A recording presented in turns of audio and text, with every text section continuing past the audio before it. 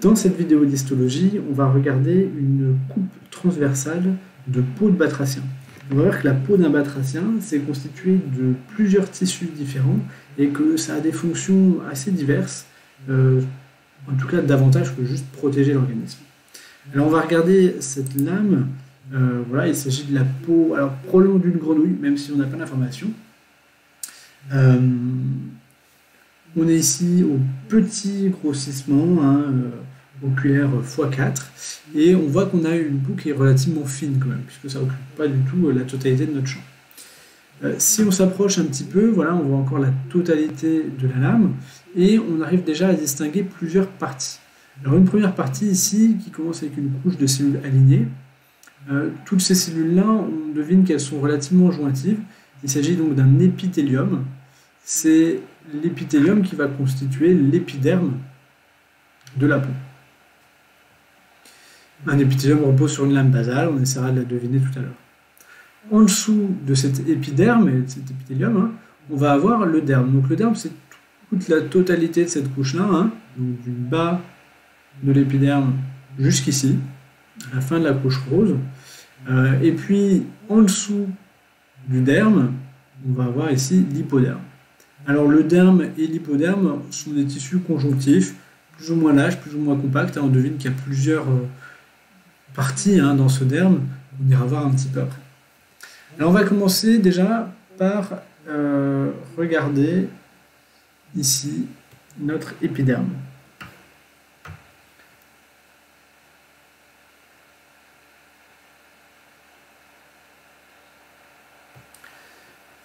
Alors, première chose qu'on peut remarquer ici, donc c'est la couche de cellules qu'on a repérée tout à l'heure avec les noyaux bien alignés, c'est la couche basale.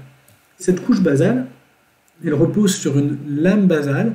Alors, en faisant varier un petit peu la mise au point, là, on arrive à deviner que c'est un peu plus rose ou fibreux.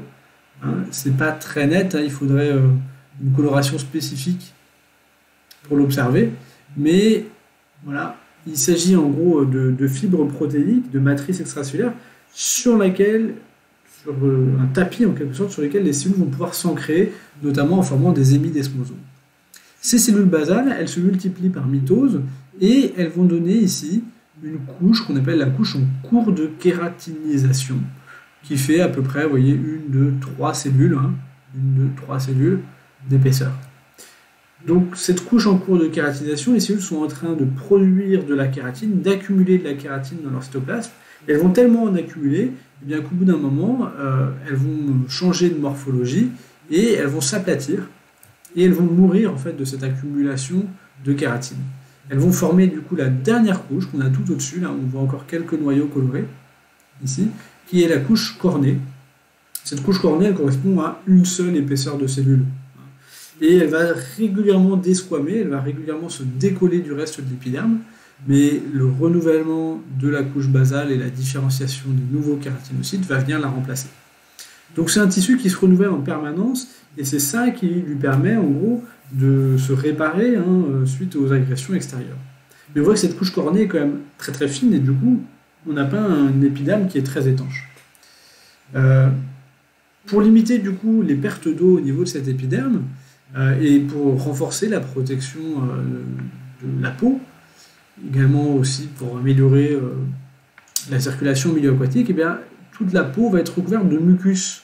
Je vous en fais bien, la peau elle est humide en permanence grâce à un mucus, et le mucus il est produit par des glandes, ici, des glandes à mucus.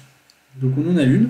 Ce sont des glandes qui font partie de l'épiderme, et qui sont rattachés vraiment à l'épiderme. Si on regarde autour là, on devine à nouveau la lame basale. Donc en fait, elles font partie de l'épiderme, mais elles viennent s'enfoncer dans le derme.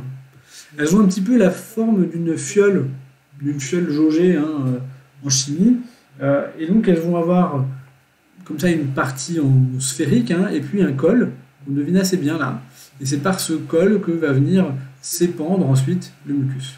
Donc on en a une ici, qui est assez jolie.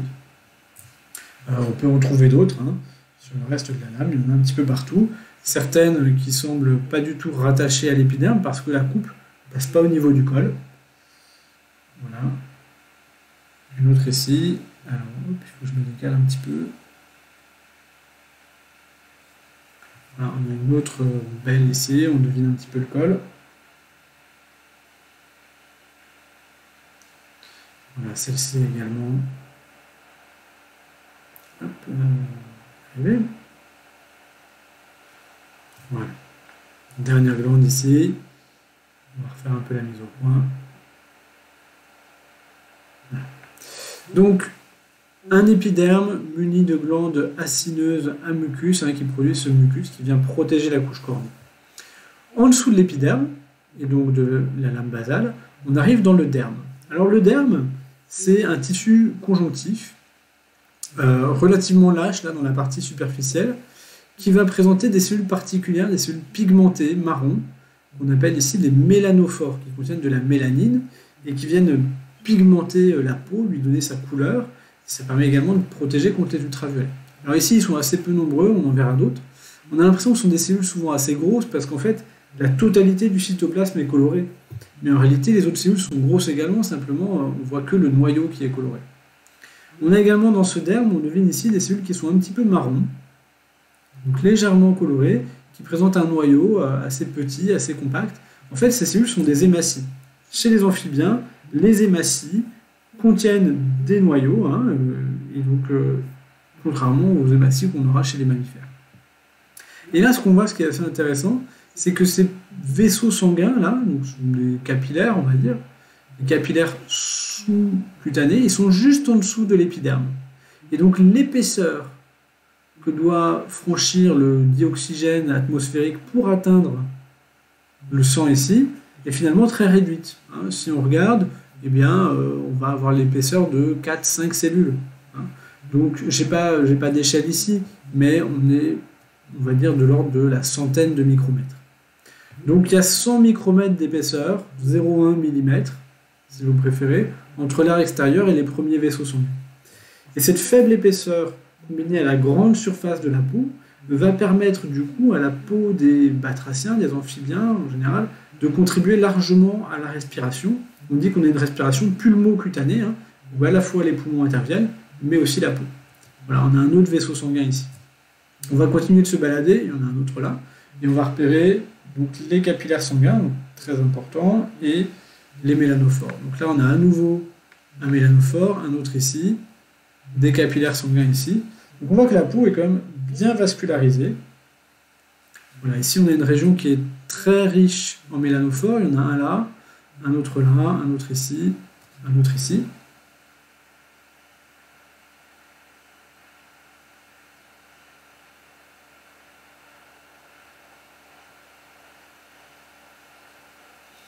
Voilà, on retrouve également ici un vaisseau sanguin et deux autres mélanophores. Donc ça, c'est la partie superficielle du derme. Tout autour, on a de la matrice extracellulaire avec des fibres de collagène, on les devine là, qui sont produites par les cellules de ce tissu conjonctif, à savoir donc des fibroblastes. On les voit ici, tous ces noyaux correspondent à des fibroblastes. En dessous, on arrive dans cette couche un peu particulière, qui est donc la couche compacte du derme. Tout ça, c'est de la couche compacte. Alors, il y a une différence de coloration, c'est parce que les colorants diffusent plus ou moins dans cette couche compacte. Mais tout ça, donc du haut de la zone violette là jusqu'en bas, zone rose comprise, tout ça, c'est la couche compacte du derme avec uniquement des fibroblastes et assez peu de vaisseaux sanguins. Cette couche compacte, elle a pour fonction finalement d'amortir les chocs et de donner à la peau une meilleure solidité mécanique. Ça permet de résister aux étirements, aux compressions. Et on voit bien donc qu'on a des fibres qui sont arrangées dans l'espace, plaquées, enchevêtrées, et qui sont produites par les fibroblastes. Voilà donc pour le derme, on peut réobserver un plus petit grossissement avant d'aller voir l'hypoderme. Donc le derme, il va venir ici du niveau où on a les mélanophores jusqu'ici en bas de la couche compacte. On a ensuite à nouveau une couche qui ressemble à la couche lâche, qui a quasiment la même structure, et qui va correspondre à l'hypoderme, donc hypo en dessous du derme, épiderme au-dessus, hypoderme au-dessous. En réalité, cet hypoderme, il ressemble vraiment au derme, il n'y a pas une grande différence. On le voit bien ici. C'est la même chose, donc des fibroblastes éparpillés, et puis des vaisseaux sanguins, cette fois, qui vont être beaucoup plus gros, des petites artérioles ou des petites vénules, qui contiennent également des hématies. Donc si on va aller voir un plus gros grossissement, on va retrouver ces hématies avec un noyau, et puis un cytoplasme un petit peu coloré en marron. C'est vraiment typique. Voilà. Cette coloration en marron, c'est la couleur du sang qui est liée à l'hémoglobine. Donc là, on a un premier vaisseau sanguin. Si on se décale un petit peu sur la droite, on a un deuxième ici, qui est d'une taille assez importante, et on a également un troisième là. Voilà, tout l'hypoderme est richement vascularisé. Si on se déplace, voilà, on en retrouve d'autres là.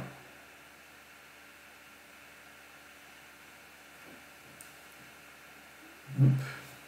Un autre vaisseau sanguin ici.